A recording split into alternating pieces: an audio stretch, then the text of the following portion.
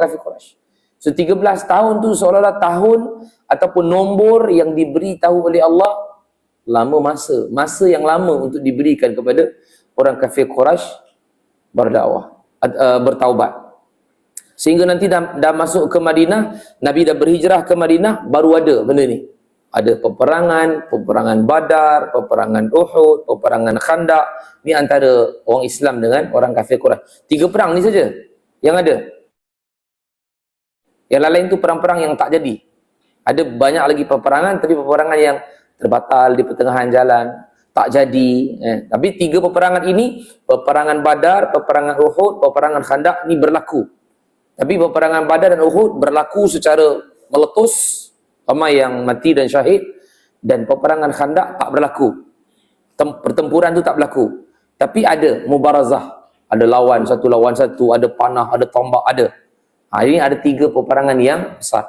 Bermaksud, kalau kita tengok pada ayat ini yang Allah kata, famahilil kafirina amhilhum ruwaida, bagi tangguh pada mereka. Yang Allah nak bagi tahu kepada Nabi ialah jangan pedulikan mereka, yang kau kena buat adalah, masuk surah Al-A'la, sabbihis marabbikal a'la. Yang kau kena fokus wahai Muhammad ialah tasbih, puji pada Allah. Yang kau kena buat ialah kau kena buat benda ini untuk sentiasa mengagungkan Allah. Rabbikal a'la, yang Tuhan kau ni maha tinggi. Itu kau kena fokus. Sambung kerja dakwah kau, sambung amalan kau, sambung ibadah kau. Mereka aku buat, aku yang akan uruskan. So kita tak tadabbur lagi pun kita dah boleh nampak macam ni penyusunan ayat, penyusunan surah yang Allah nak beri gambaran pada kita. Yang hari ni kita juga ada masalah. Bukan kerja kita untuk stopkan mulut netizen tu. Bukan kerja kita nak stopkan mulut jiran kita tu. Bukan kerja kita nak ambil selotip tampal mulut dia. Kita kena saman. So kata Allah, famahilil kafirina amhilhum ruwaida. Yalah, bagi tangguh pada mereka. Tahu sampai masanya nanti Allah nak uruskan, Allah uruskanlah. Kalau dia tak berhenti juga, Allah uruskanlah. Dan mungkin satu hari nanti Allah tak bagi dia balasan. Mungkin dia berubah. Kan? Mungkin dia akan bertaubat. Mungkin dia jadi best friend kita nanti, BFF. So bagi dia tangguh. Kan? Ya, ini antara yang kita boleh belajar peringkat awal sebelum masuk kepada surah Al-A'la ini. Dan masuk surah Al-A'la yang pertama, ayat yang pertama, sabbihisma rabbikal a'la. Ada beberapa makna yang telah pun kita bincangkan pada kuliah yang lalu. Tasbih ialah puji, menyucikan Allah. Tasbih dipanggil sebagai subhana. Sebab tu turun ayat ini kata Allah apa? Ija'aluha fi sujudikum. Ambillah ayat ini untuk dibacakan di dalam sujud kamu. Kita baca subhana rabbiyal a'la wa bihamdi. Sabbihisma rabbikal a'la, sujud subhana rabbiyal a'la wa bihamdi. Itu hadis. Turun ayat ni, Nabi kata, ambillah ayat ini untuk dimasukkan dan dibacakan dalam sujud. So maksudnya, sabbihisma rabbikal a'la, yang pertama kita boleh faham ialah tak payah pedulikan orang, yang penting kau kena solat je pada Allah. Banyakkan sujud. Mana banyakkan sujud tu ialah bukan sujud saja, mestilah bermula daripada takbiratul ihram, kan? Fatihah, rukuk, i'tidal, sujud. Sujud tu menunjukkan bahawa kita sedang beribadat kepada Allah. So, sebab apa? Sebab nanti pada ayat yang ke 10 ke mana? Mana ayat?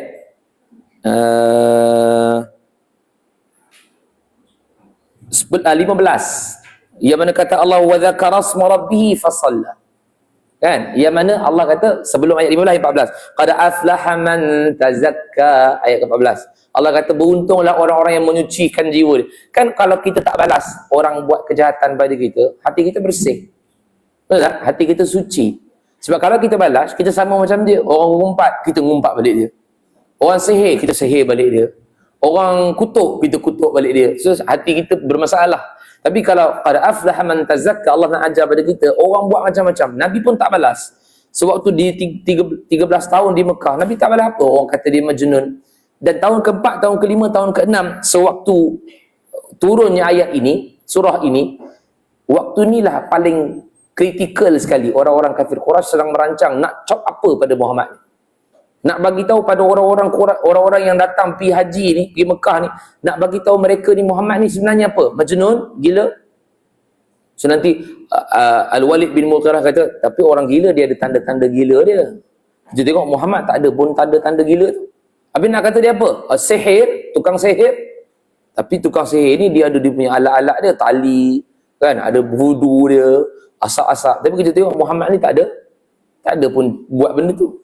Habis nak kata Muhammad ni syair, tukang sampaikan syair. Tapi Muhammad dia tak reti baca. So Al-Walid bin Mughirah ni, orang bagi cadangan pada dia, semua dia tolak. Sebab tanda tu tak ada. Habis mungkin Muhammad ni asatirul awalin. Mungkin dia adalah pembawa cerita dongeng orang dulu-dulu. Tapi cerita yang dia cerita tu bukan cerita dongeng, cerita betul. Kan? Ashabul Kahfi, cerita betul. Cerita Nabi Ibrahim, cerita betul. Bukan cerita dongeng. So maksud, semua tanda-tanda yang dia orang tengah buat ni untuk Nabi, tak jumpa. Dan akhirnya mereka sepakat, kata Al-Walid bin Mughirah, tak apa, kalau macam tu, kita bagi tahu dia gila je. Kita bagi tahu dia gila je, majnun saja, kan? Ataupun dia tukang sihir dan seumpamanya. Jadi dalam tahun ke-4, 5, 6 ni, waktu turun ayat ni, mereka sedang merancang untuk macam-macam buat pada Nabi. Dan pada waktu tu Allah kata, tinggalkan mereka, tak payah buat apa-apa, diam saja tanpa balas. Sekarang ni yang kau kena buat ialah sabbihis rabbikal a'la, yang mana kalau kita tengok nanti pada ayat ke-14, pada aflah man tazakka, Allah sedang merujukkan kepada orang yang tak balas tu ialah orang yang sedang membersihkan jiwanya. Tazakka ila tazkiyatun nafsi, dengan cara apa? Wa dzakaras ma rabbih fasalla, dia ingat pada Tuhan dia. Kan bukan ke awal-awal tadi Allah kata sabbihis ma rabbika al-a'la, puji Tuhan kau, tasbih Tuhan kau. Allah kata wa dzakaras ma rabbih, orang yang beruntung tu ialah orang yang sentiasa puji, tasbih, fasalla, maka dia solat. Dalam solat boleh puji Allah, itu tasbih. Itu makna ayat yang pertama, sabbih, ialah puji Allah dalam solat.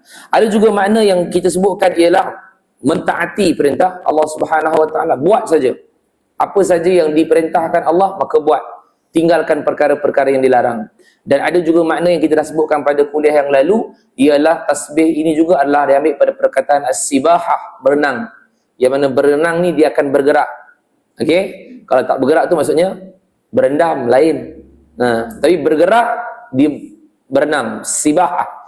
So sibahah tu adalah menunjukkan kepada sabbih, tasbih, bergerak untuk mendekatkan diri pada Allah. Buatlah apa saja pergerakan, amalan itu ialah menggerakkan diri, mendekatkan diri pada Allah Subhanahu Wa Taala. Okey, ini ayat yang pertama. Dan al-a'la, kita dah bincang dah, kedudukan ada dua makna. Pertama, al-a'la daripada sudut zat Allah, tinggi, sebab Allah yang sebut ar-Rahmanu 'ala arsy istawa, Allah berada di atas arasy Allah. Tafsiran para ulama-ulama terdahulu ialah Allah berada di atas arasy, tapi tak boleh bayangkan macam mana Allah istawa, duduk. Jangan bayangkan, sebab arasy adalah atas sekali. Daripada semua makhluk-makhluk yang ada ni, arasy kedudukannya atas sekali. So Allah berada di atas arasy, itu tafsiran pertama. Tafsiran kedua ialah makanah, kedudukan Allah itu al-a'la, tinggi daripada semua makhluk. Sebab Allah khaliq, al-khaliq, yang lain semua al-makhluk. Okey, Allah al-khaliq. Jadi kedudukannya tinggi. Okey, masuk. Yang kedua, kenapa yang perlu kita puji Allah? Kenapa Allah suruh puji dia? A'udzubillahi minasyaitonirrajim. Aku berlindung kepada Allah daripada syaitan yang direjam. Bismillahirrahmanirrahim. Dengan nama Allah yang Maha Pemurah lagi Maha Mengasihani. Allazi khalaqa fasawwa. Ayat yang kedua kata Allah, yang menciptakan lalu menyempurnakan penciptaannya. Allazi khalaqa, allazi ni mausul. Kalau kita tengok pada ayat 2, 3, 4 itu adalah mausul. Maksud ni bahasa mudah kita yang lah. Kenapa kita kena puji Allah? Sebab Allah yang menciptakan kita. Sebab apa kita kena puji Allah? Sebab Allah yang menentukan takdir kita. Sebab apa kita kena puji Allah? Sebab Allah yang itu semua mausul dipanggil. Ia memberikan rezeki pada kita, tumbuhkan tumbuh-tumbuhan. So allazi ini bermaksud bahasa mudah dia adalah menceritakan siapa dia awal tu. Allah siapa dia? Oh, yang menciptakan kita. Sebab tu Allah suruh puji dia. Sabbih, puji Allah. Mana bukan puji semata-mata. Sabbih ni ialah mentakdiskan Allah, menyucikan Allah. Sebab perkataan tasbih ialah subhanallah. So apa yang kita boleh faham tentang subhanallah? Kalau terjemahan subhanallah apa? Maha suci Allah. Macam mana nak faham? Maha suci Allah. Macam kita Assalamualaikum lah. Kalau tanya Assalamualaikum, apa maksud dia? Selamat dan sejahtera atas kau. Apa kita faham? Ha. Memanglah itu terjemahan perkata, tapi saya nak bila kita bercakap tu, dia bukan hanya terjemahan itu saja yang kita nak. Macam Alhamdulillah. Apa Alhamdulillah? Segala puji bagi Allah. Apa kita faham? So Alhamdulillah, bahasa mudah ialah terima kasih ya Allah. Macam tu. Tapi kalau Alhamdulillah, segala puji bagi Allah, tapi tak faham apa benda segala puji. Puji tu kat mana nak letakkan. Tapi kalau Alhamdulillah, kita duk dalam hati tu kita dah faham. Terima kasih ya Allah. Kenyang. Alhamdulillah. Terima kasih ya Allah. Faham? Assalamualaikum kan? Kita Assalamualaikum. Kita sebenarnya bukan. Yelah betul lah. Maksud dan terjemahan dia adalah selamat dan sejahtera ke atas kamu. Tapi untuk lebih faham lagi, semoga engkau selamat. Assalamualaikum. Semoga engkau selamat. Dia pengang balik-balik kan? Waalaikumsalam. Semoga engkau pun selamat. Bahasa yang dia tak perlu diubah secara, dia tak perlu ditafsir dan diterjemah secara perkata. Sama dengan subhanallah. Kita sebut maha suci Allah. Okey, apa yang boleh bayangkan kita sebut subhanallah? Susah, tak boleh. Macam mana tak faham lah subhanallah maha suci Allah. Faham lah maksud subhanallah tu, maha suci Allah tu, maksud terjemahan dia maha suci Allah. Tapi apa yang perlu dibayangkan dalam kepala? Allah tidak ada kelemahan langsung. Subhanallah, Allah tidak ada kecacatan langsung. So dipanggil takdis, menyucikan Allah daripada sebarang kelemahan, kerosakan, kecacatan, baik zat, baik penciptaannya. So bila sebut subhanallah tu, kita memang kena bayangkan Allah tak sama langsung dengan makhluk. Memang suci betul daripada kecacatan, kerosakan, kelemahan, kesakitan, tak ada langsung. Maksud lepas ni kita sebut subhanallah, kena bayangkan tu. Kita tengok orang, tengok penciptaan yang lawa-lawa, cantik-cantik, subhanallah. Bayangkan itu. Itulah kita sedang menyucikan Allah. Mensucikan Allah. Itu antara yang kita boleh bayangkan ketika mana kita sebut subhanallah. Sebab tu bila sabbih, Allah kata puji Allah, yang mana puji Allah tu menafikan kesemua yang ada pada makhluk. Pada Allah tak boleh. Manusia lemah, Allah tak lemah. Manusia mengantuk, Allah tak mengantuk. Manusia kekurangan apa panggil? Fizikal, Allah tak ada kekurangan fizikal. Tapi jangan bayanglah Allah fizikal tu macam tu, jangan bayang. Tapi tak ada kecacatan, tak ada. Kelemahan, kebodohan, tak ada. So, sebab itu Allah kata sabbih. Puji Allah dengan mentakdiskan, mensucikan Allah daripada sebarang kelemahan, yang mana Tuhan engkau adalah Al-A'la, paling tinggi. Dan Allah itu diletakkan Al-A'la kerana Allah kata Allazi khalaqa. Sebab Allah yang menciptakan. Dan Allah sebut tak khalaqaka, menciptakan kau. Khalaqahum, Allah cerita tak? Allah sebut tak khalaqahum, Allah yang ciptakan kau, Allah yang ciptakan mereka. Allah stop dekat khalaqa saja. Allah yang menciptakan. Cipta apa? Tak payah sebut. Semua ni Allah cipta. Tak payah sebut. Tak payah sebut khalaqaka, khalaqahum, tak payah. Khalaqa al-alam, tak payah sebut. Tak payah sebut apa-apa pun. Khalaqan nas, khalaqal insan, tak payah. Ayat ni nak merujukkan kepada memang mentakdiskan Allah sungguh. Semua ni Allah cipta. Dan Allah endorse lagi, bukan hanya cipta, fasawwa. Dia bercipta, tapi dia perfectkan ciptaan. Okey, cuba cari di mana tak perfect penciptaan tu. Tak ada. Tak ada. Semua penciptaan yang Allah buat, Allah cipta. Semua ni, kita tak boleh kata, ni saya cipta. Kursi ni yang saya beli ni saya cipta. Tapi, dia punya alat daripada mana? Sumber-sumber. Allah cipta. Kalau tidak, katakan boleh dapat buat cipta ni. Kan? Oh, tapi sekarang ni dah ada dah orang yang boleh mencipta seolah-olah macam manusia. Ada tak? Robot yang betul-betul nampak macam manusia. Bergerak. Dia cipta, tapi dia tak fasawah. Boleh lah kalau nak cakap dengan dia, boleh. Tapi kita kena setkan dia. Set, nak sedih ke, nak nangis ke, nak gembira ke. Allah cipta, dia memang mengikut kepada apa yang ada dalam hati. Yang manusia cipta memang nak buat seolah-olah macam okey, buat manusia, cipta manusia, tapi cipta manusia tu dia perlu ada setting, dia perlu, tapi kadang-kadang dia short juga tengah-tengah kan, short. Allah, penciptaan yang Allah buat dia tak ada short. Semua penciptaan yang Allah buat, walaupun kita nampak macam macam tak kena lah, contoh paksi bumi sengit, kenapa sengit? Itulah kesempurnaan. Kalau straight, ada yang tak dapat matahari ya. Tapi sengit tu semua dapat. Walaupun ada yang sikit, ada yang sekejap, ada yang tak ada malam, tapi sikit ada matahari. Tapi bayangkan kalau dia straight. Straight tu memang tak dapat langsung matahari bawah. Tapi kalau dia sengit, nampak Allah punya penciptaan. Dan Allah pun sebut dalam surah Al-Mulk kan. Kita dah baca surah Al-Mulk tiap-tiap malam. Suruh tengok berulang-ulang kali. Farji'. Tengok ulang kali. Tengok di mana futur. Di mana kecacatan. Tak ada. Dan kau akan letih je untuk mencari ke penciptaan yang engkau rasa Allah buat rosak tu. Tak ada. So, sebab tu kita kena puji Allah. Yang Allah ciptakan semua ni untuk kita. Bumi, alam. Kenapa Allah Subhanahu Wa Taala ciptakan bumi, alam ni nanti dia pecah? Sebab kita bukan duduk kat sini. Nanti orang kata, betul kenapa Allah ciptakan ini? Kenapa tak kekal je? Sebab kekal adalah di syurga. Allah boleh buat bumi ni kekal. Tapi tak ada ujian lah untuk kita. Tapi bukti yang Allah boleh kekalkan, syurga. So nanti balik ke akhirat, baru kita boleh tahu, oh Allah kekalkan syurga. Mana penciptaan Allah, fasawa, Allah sempurnakan. Kan? Kenapa Allah ciptakan manusia tapi ada mati-mati? Sebab kehidupan kita dekat syurga. Jadi orang nak petikaikan tu, jawapan sentiasa ada. Sentiasa ada. Ustaz, tapi kalau Allah ciptakan manusia, tapi kenapa ada yang orang kelainan upaya? Secara ulama-ulama kaedah menyebutkan bahawa secara keseluruhan yang Allah buat kesemuanya perfect. So dia tidak ada kecacatan. Sebab majoriti semua Allah ciptakan kesemuanya perfect. Tetapi kenapa yang ada kelainan upaya adalah untuk test manusia. Ada orang jarinya sampai 11. Sini ada satu. Ada orang telinganya lebih sikit.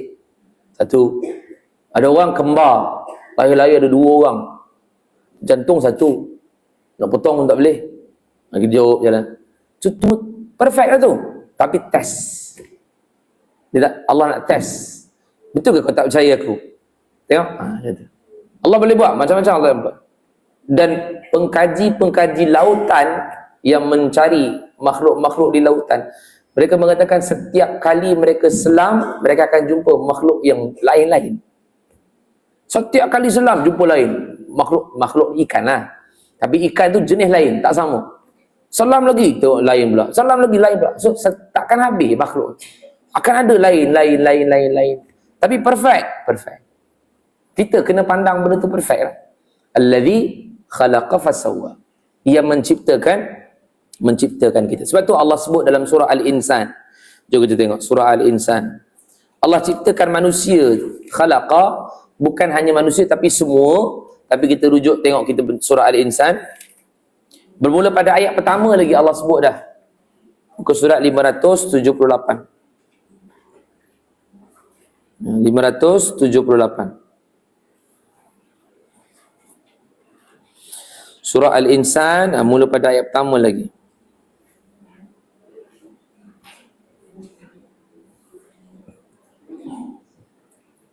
Yang mana kata Allah Subhanahu wa taala, Bismillahirrahmanirrahim, hal ata 'alal insani hinun min ad-dahri lam yakun syai'an mazkura. Allah sebutkan pada ayat pertama ni, bukankah pernah datang kepada manusia satu masa dulu yang pada ketika itu mereka belum dikenali lagi. Bukan hanya belum dikenali, mazkura, tak disebut lagi nama mereka. Manusia ni dulu tak ada. Manusia ni maksudnya kita lah, al-insan tu merujuk pada seorang.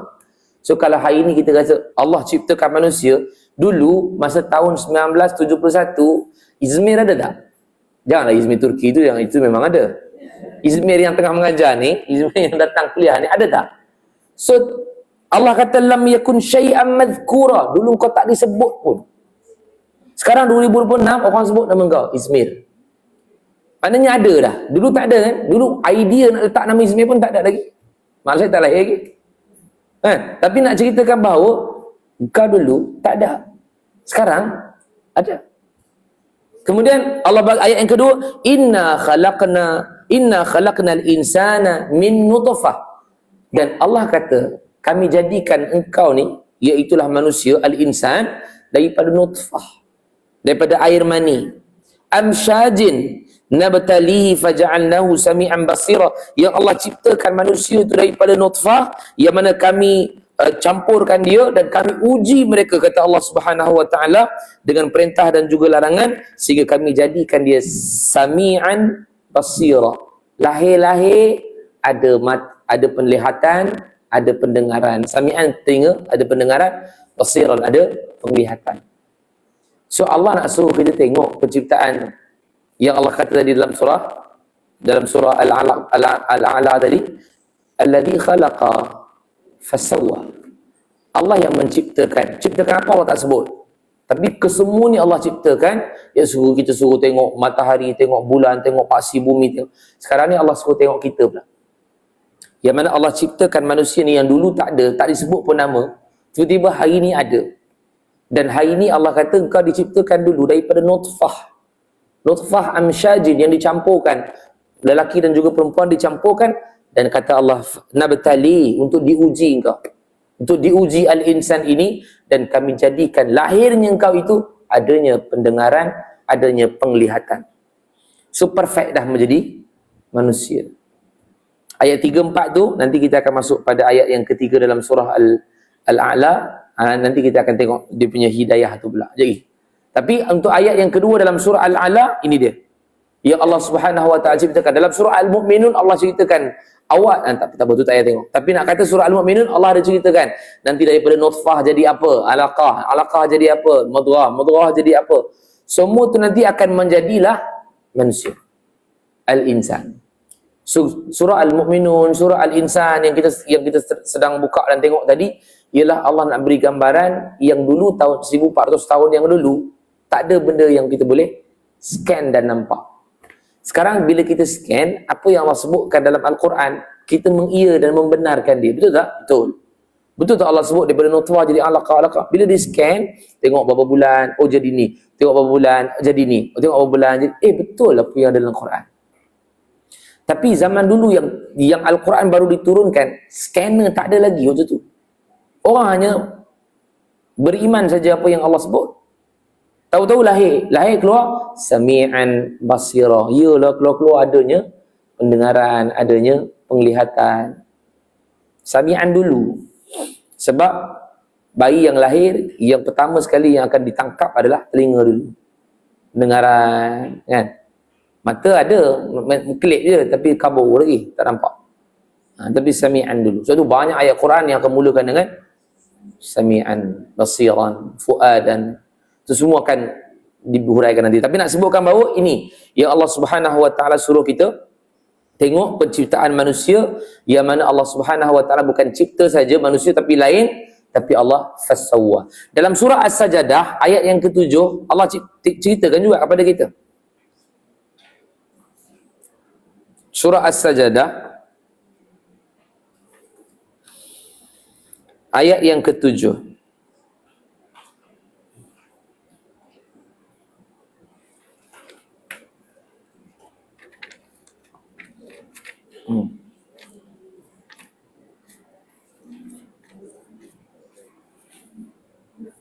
Ayat yang ke-7 muka surat 415.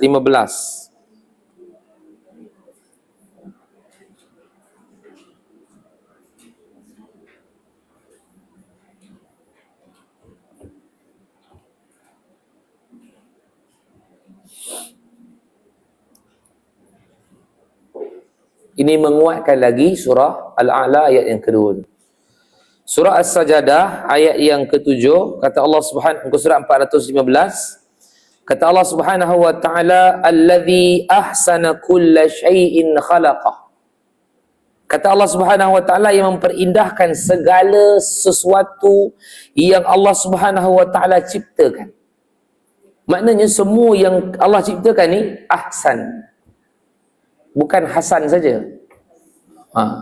Ahsan ni maksudnya isim tafdil paling, kan? Kabir besar, akbar paling besar. Tapi kalau ahsan paling cantik. So setiap penciptaan yang Allah buat, allazi ahsana kulla syai'in khalaqa. Setiap yang Allah cipta ni, kata Allah Subhanahu wa taala, semua ahsan. So kita tak layak untuk mengatakan bahawa ini dah low class ni, ini dah tak tengok zaman dah, tak. Semua power. Semua power.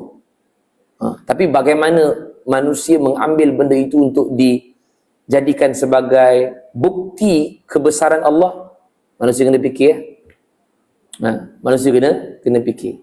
Macam mana cara untuk nak menjadikan sesuatu ini adalah, betul lah besar kuasa Allah. Itu yang kena fikir.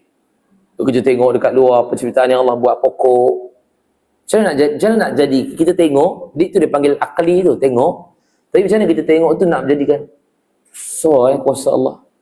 Tapi kalau kita tengok pokok, kita tak rasa apa kan? Tak berapa-apa, wah pokok ni kita kata. Ataupun kita tengok orang pun sama. Tengok orang yang mungkin kita tengok perangai pelik, apa benda lah perangai macam ni. Tapi kalau kita tengok setiap orang, dia ada dia punya ahsan dia. Walaupun mungkinlah dia ni orang yang maksiat ke dosa kan. Tapi ahsannya itu mungkin untuk orang yang tengok. Ya Allah, kenapa Allah jadikan dia macam ni? Mungkin untuk aku lah. Supaya tak jadi macam tu, supaya berhati-hati. So, setiap penciptaan yang Allah buat, babi contohnya, Allah ciptakan babi tapi tak dibenarkan makan. Cuba fikir. Sedangkan Allah kata allazi ahsana kulla syai'in khalaqa. Semua yang Allah ciptakan semua bagus. Babi, arak, semua Allah cipta. Tapi ada yang Allah cipta ni tak boleh. Ni haram, ni haram, ni haram, ni haram. Ada haram pasal apa buat? Ahsan. Sebab nak bagi orang fikir. Sebab setiap kali orang tengok yang betul-betul akan dapat pemikiran dia, itulah yang akan menjadikan bahawa inilah sebabnya Allah ciptakan, nak membesarkan Allah. Sebab Allah nak suruh kita tengok, mungkin Allah suruh kita tengok, ada juga orang yang degil, ada juga orang yang tak dengar kata Allah. Orang yang tengok tu orang, yalah Allah kata ahsan. Itu penciptaan yang Allah buat. So tidak ada langsung kecacatan. Kita tak boleh nak katakan, kalau kata dah haram, kenapa Allah nak ciptakan? Mesti ada sebab. Sebab ada dalil-dalil yang kita sebutkan tadi, itu semua dalil-dalil yang menunjukkan bahawa fasawwa. Dalam surah Al-A'la tadi kan, allazi khalaqa fasawwa. Allah sempurnakan tu, bermaksud sempurnanya Allah ciptakan tidak ada cacat cela. Sebab kita tasbih tadi kan, kita dah takdiskan Allah tadi, sabbih. Kita dah menyucikan Allah daripada sebarang kecacatan, kelemahan. Tiba-tiba takkan kita nak katakan bahawa Allah cipta ada sikit lah benda-benda yang tak boleh dipakai lagi untuk zaman ni. Tak, semua boleh pakai. Hatta sugi yang Allah ciptakan pun masih lagi boleh dipakai. Hatta hari ni solat pun kita kena buat 2 rakaat. Semua relevan sampai kiamat. Kan? Allah ciptakan tu semua mesti ada sebab. So setiap yang kita pandang, kita kena pandang dengan pandangan kebesaran Allah. Sebab semua yang kita tengok ni adalah kebesaran Allah dan Allah sempurnakan dia. Okey, itu habis. Maknanya bukan cipta saja, tapi Allah sempurnakan sekali. Allazi khalaqa fasawwa. Dan kenapa kita kena puji Allah lagi? Kenapa tasbih Allah lagi? Kenapa kita kena menyucikan Allah lagi? Sebab ayat yang ketiga kata Allah Subhanahu wa taala, wallazi qaddara fahada. Sebab Allah bukan ciptakan saja. Kita kena tasbih Allah, kita kena puji Allah. Sebab tu Allah gunakan perkataan Rabb. Allah tak gunakan ismallah. Kan Allah tak katakan pujilah Allah ataupun tasbihlah Allah. Tak, Allah kata sabbihisma rabbika. Allah tak kata tasbihlah Allah, pujilah Allah. Tak, Allah guna perkataan Rabb. Sebab Rabb tu melambangkan ke semua yang Allah ini menciptakan, mentadbirkan, menyempurnakan, memberikan rezeki, menguruskan, mengajarkan. Rabb, murabbi kan. Dia ambil perkataan Rabb, mengajar kita. Allamal insana ma lam ya'lam, surah Al-A'la. Kita dah baca dulu. So menunjukkan bahawa perkataan Rabb tu Allah nak relatekan. Kenapa kena tasbih pada Allah? Sebab Allah lah yang menciptakan dan menyempurnakan. Lagi, kenapa kena puji Allah? Kerana Allah lah yang menetapkan qaddara. Allah telah memplankan, bahasa kita, Allah telah memplankan, Allah telah mengaturkan ke semua pergerakan kita sampai habis, sampai akhirat. Ada bahasa sampai kita mati ya. Orang lain punya ni tak boleh campur. Kita masuk syurga neraka pun Allah plan dah. So muncullah dekat sini. Ni bab takdir keluar ni. Tu qaddara tu. Muncullah dekat sini. Macam tu Ustaz. Kalau Allah dah ciptakan kita, dah tahu kita syurga neraka, habis buat apa kita nak beribadat lagi? Saya jawab. Kalau kata orang cakap pada itu kita, macam mana kita nak jawab? Kena tanya dia balik. Awak tahu ke awak syurga neraka?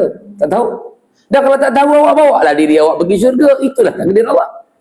Itulah takdir awak yang awak kena buat. Tapi kalau awak fikir macam tu, dia dah pergi kepada pemahaman Jabariyah. Dulu kita dah pernah sebut Qadariyah dengan Jabariyah. Qadariyah ialah pemahaman yang tak beriman pada takdir. Qadariyah dia panggil. Dia anak buah kepada Mu'tazilah. Anak buah. Bawah Mu'tazilah dia ada Qadariyah. Mu'tazilah ni dia banyak pecahan. Bawah Mu'tazilah salah satunya Qadariyah. Tak percaya, takdir tak percaya.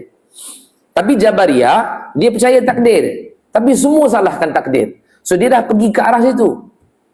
Apa saja semua takdir. Apa salah semua takdir. Yang baik pun takdir, yang buruk pun salah takdir. Apa awak mencuri ni? Dah takdir saya Ustaz. Allah telah menetapkan hari Selasa pukul 10 suku ni saya mencuri. Jadi tak boleh salahkan saya. Tu Jabariyah dia panggil. Betul ke pemahaman macam ni? Salah. Ahlussunnah wal Jamaah dia tolak kedua-dua pemahaman ini, tapi dibawa pemahaman Ahlussunnah wal Jamaah yang Allah kata dalam surah Asy-Syams, kita dah belajar dulu, fa'alhamaha fujuraha wa taqwaha.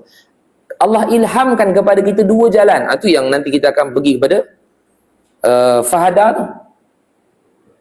Sebab Allah bukan hanya mengatur kita, tapi fahadah. Allah bawa datangkan petunjuk tu. Kau nak ikut tak?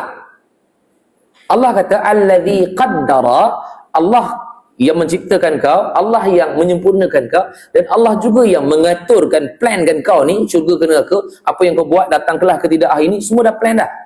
Tapi dalam masa sama bukan plan saja membabi buta macam tu. Fahadah. Allah berikan petunjuk. Nak buat tak nak? Sebab tu, fa'alhamaha fujuraha wa taqwaha. Allah ilhamkan jalan kepada kau dua. Satu jalan fujur, jalan dosa, satu jalan taqwa, jalan baik. Satu fahadah di sini dia bukan hanya fahadah yang kita panggil sebagai fahadah yang petunjuk saja. Dia ada macam-macam fahadah ni. Yang mana fahadah yang kita sebutkan ialah petunjuk yang boleh kita faham dengan petunjuk kauniyah dan juga syar'iyah. Okey, fahadah kauniyah ni macam mana? Kauniyah yang petunjuk yang tak perlu diajarkan. Dia automatik, semula jadi. Okey, fahadah, diberikan tunjuk. Tapi tunjuk tu tak diajar. Contoh apa? Contoh bayi baru lahir. Dia menangis. Kalau dia letakkan susu, dia minum. Siapa ajar dia minum tu? Ni kauniyah dia panggil. Ada mak dia bawa pergi kursus dulu. Lahir-lahir mak dia bawa pergi kursus dulu. Doktor kata kena masuk dalam bilik tu yang ada kursus. Cara nak menghisap susu macam mana. Tak ada.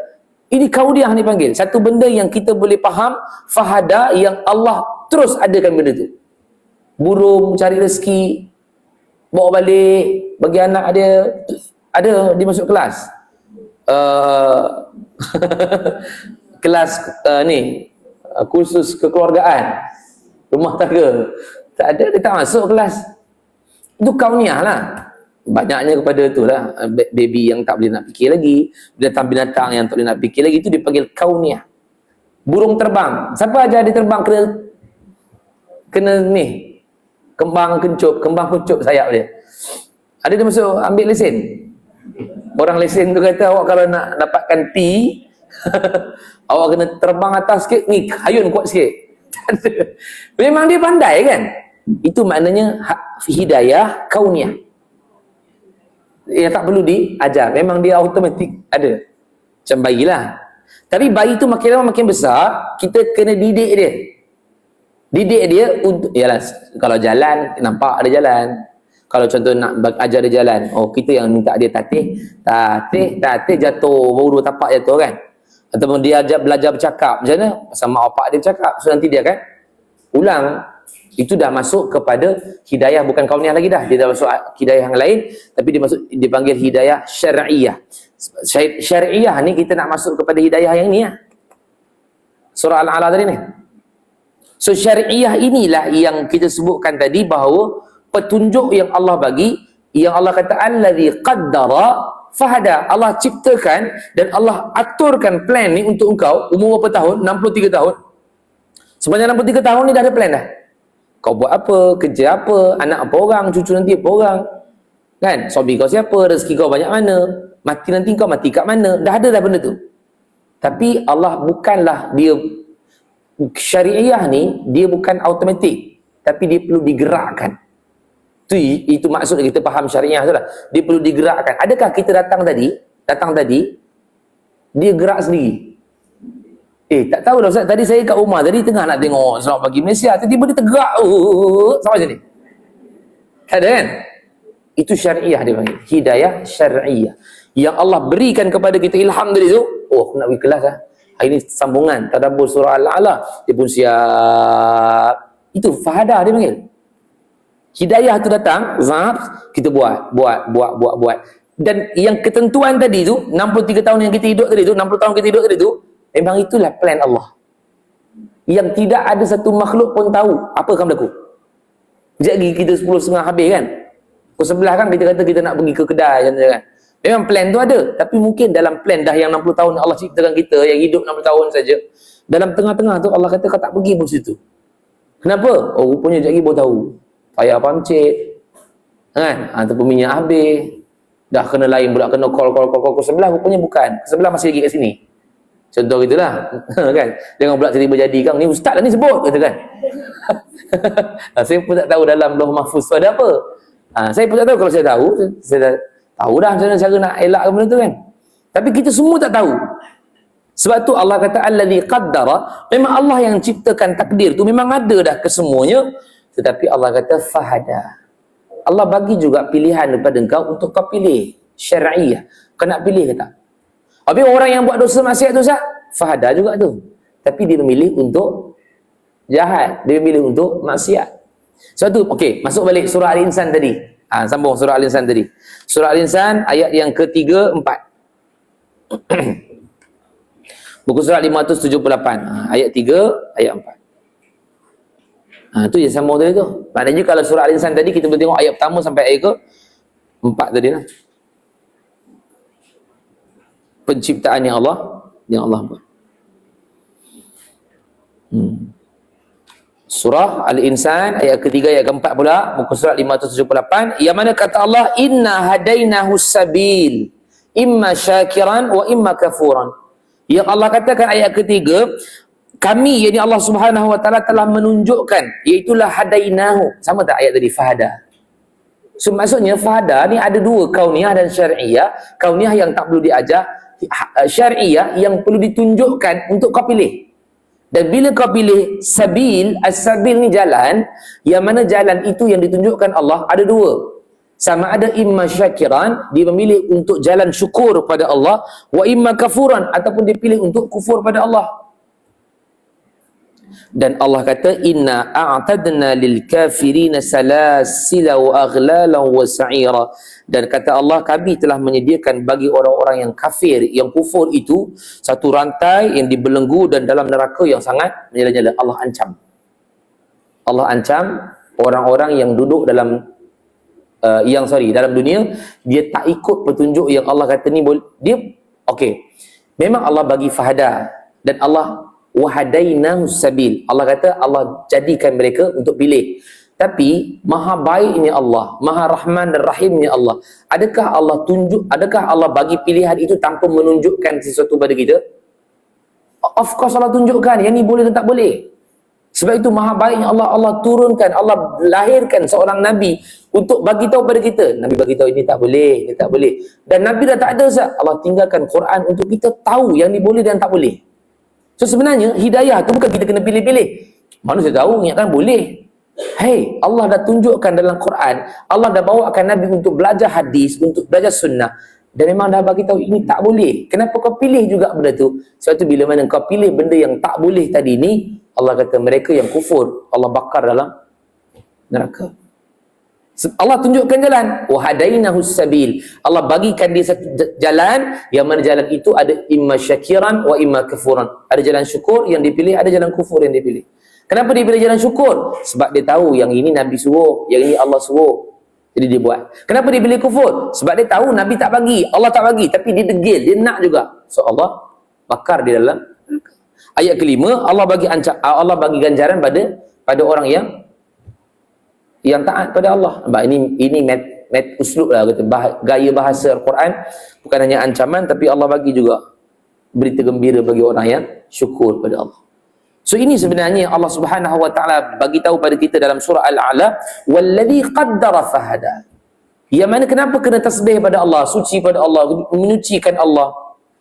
Kenapa kena membersihkan Allah? Kerana Allah yang ciptakan kau dan fasawwa, sempurnakan kau, dan juga Allah yang mentakdirkan engkau totally habis dah. Saya pun tak tahu, ibu-ibu pun tak tahu, yang tonton kita pun tak tahu umur sampai bila. Tapi Allah dah tetapkan. Bukan hanya tu saja tetapkan, syurga neraka pun Allah tetapkan dah. Dalil Ustaz? Dalil dalam hadis. Ketika mana roh telah masuk ketika mana telah ada anak dalam rahim. Nutfah tadi kan, 40 tahun nutfah, 40 tahun sangat. 40 hari nutfah, 40 hari alaqah, 40 hari mudghah, 40 tahun. So mana pukul mal? 40 hari air mani, 40 hari darah, 40 hari daging. Selepas 40 hari, 120 semuanya, Allah kata fayunfakhu fihi ruh, tiupkan roh dalam rahim tu. So dah dapatlah anak, kat situlah hiduplah darah roh. Dan Allah suruh malaikat tulis bi arba'i kalimat, tulis 4 benda kat situ. Rizqihi wa ajalihi wa amalihi syaqiyun aw sa'idun. So qaddara fahada, Allah telah takdirkan kesemuanya dengan rezekinya, ajal dia bila, amalan dia apa, syaqiyun aw sa'idun, sa'idun aw syaqiyun, syurga kena ke dia. Sa'idun bahagia, syaqiyun tak bahagia. So dia boleh ditafsirkan juga kata para ulama, ini syurga kena ke dah. So sebab tu kita tak boleh macam tu Ustaz, kita redha je lah dengan apa yang Allah buat. Neraka lah kau kalau redha macam tu. Sebab tidak ada effort untuk nak membawa diri kita pergi ke syurga. Tu Allah kata tadi, imma syakiran wa imma kafuran. Dah ada dua dah jalan. So nak ke mana? So sebab itulah Allah Subhanahu wa taala bagi tahu pada kita dalam surah Al-Insan tadi, ayat ketiga dan juga ayat yang keempat. Dan ayat yang keempat dalam surah Al-A'la, Allah kata, kenapa kena puji lagi Allah? Kenapa kena besarkan lagi Allah? Mentakdiskan lagi Allah. Wallazi akhrajal mar'a. Kerana Allah Subhanahu wa taala yang menjadikan al-mar'a ini adalah rumput-rumput. Makhraja, mengeluarkan rumput-rumput. Apa boleh kita faham rumput? Apa hal kena dengan rumput juga? Apa kita faham rumput? Kita tak makan rumput. Tanaman. Apa kita faham? Apa yang kita boleh relatekan dengan kekuasaan yang Allah suruh puji Allah tadi Allah ciptakan, Allah tetapkan takdir dan bagi hidayah. Yang ketiga ni Allah kata Allah tumbuhkan rumput-rumput. Rezeki. So Allah tetapkan juga rezeki kepada kita. Habis kenapa rumput digunakannya Ustaz? Sebab bermulanya daripada rumput. Bermulanya daripada rumput itulah yang Allah Subhanahu wa taala bagi tahu kepada kita dalam surah An-Nahl. Surah An-Nahl ayat ke-11. Jom tengok. Surah An-Nahl ayat ke-11.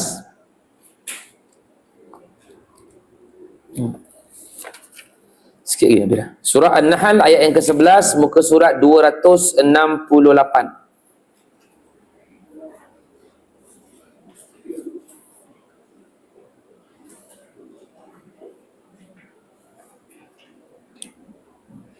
Ambil ayat ke-10 dulu pun tak apa. Ayat ke-10 tu baru faham sikit. 10, 11. Muka surat 268.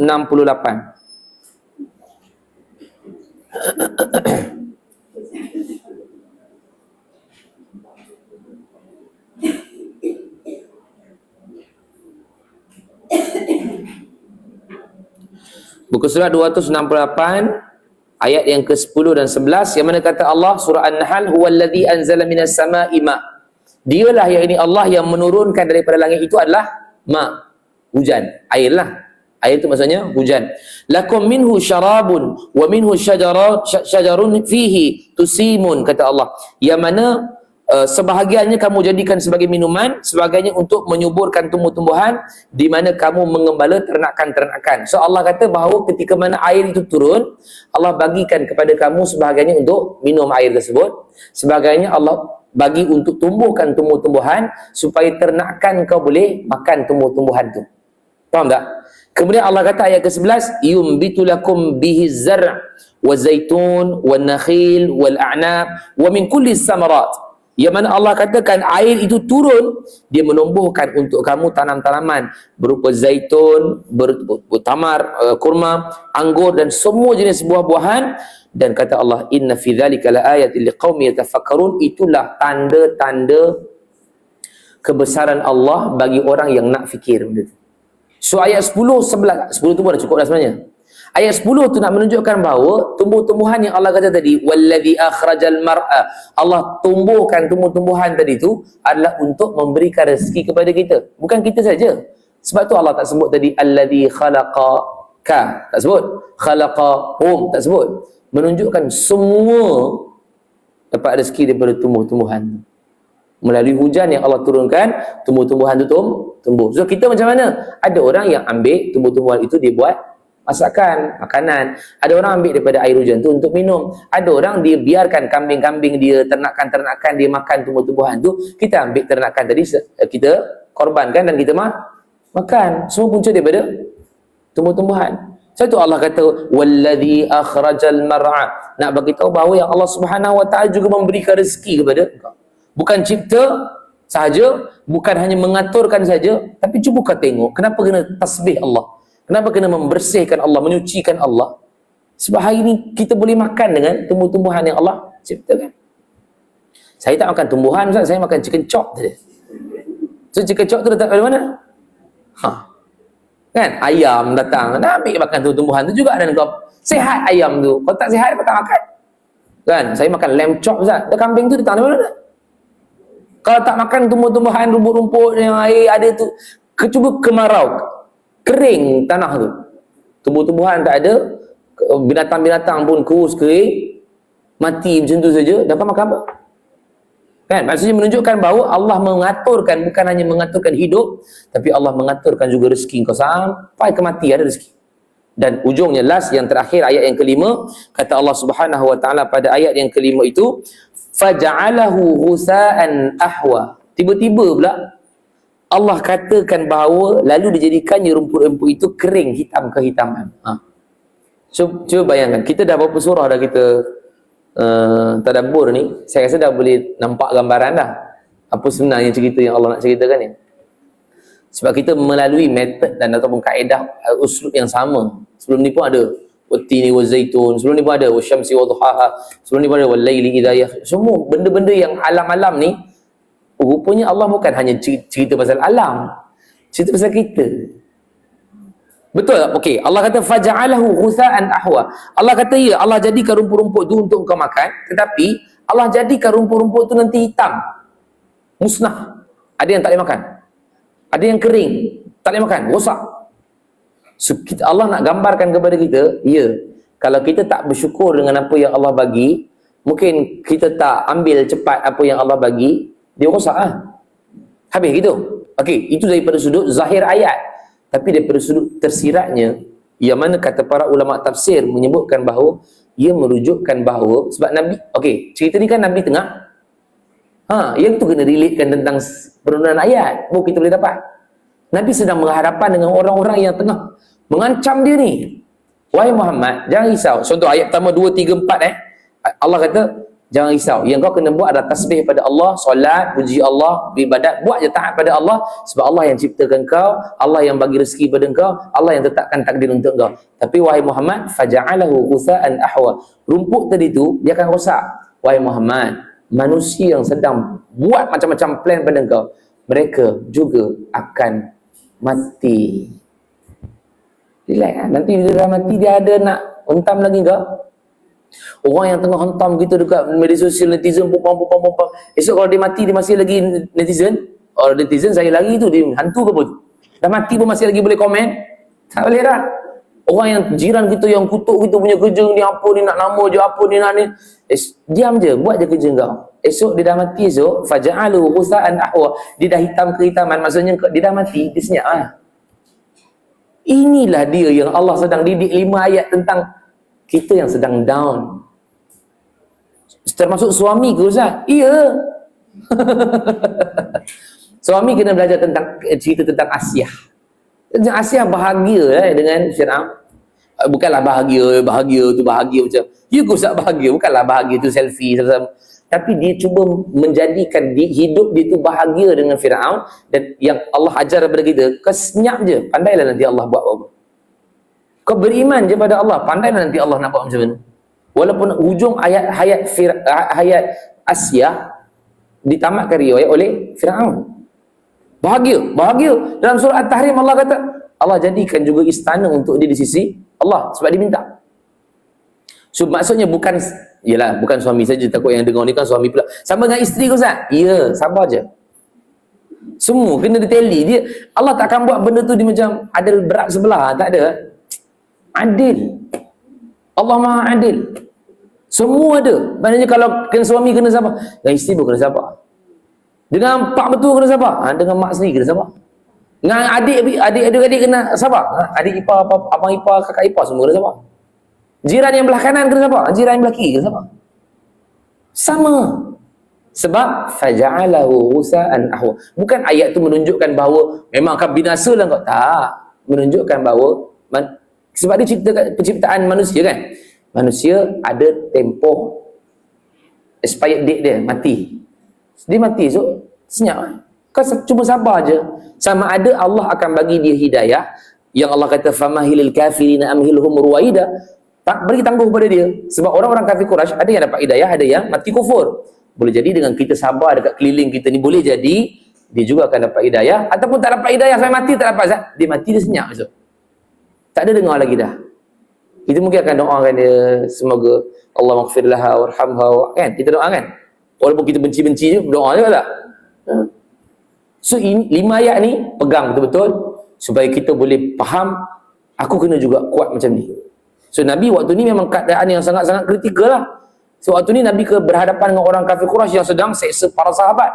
Nabi tak kena seksa sebab Nabi ada Abu Talib dengan Khadijah. Orang tak berani. Tapi Nabi tekanan.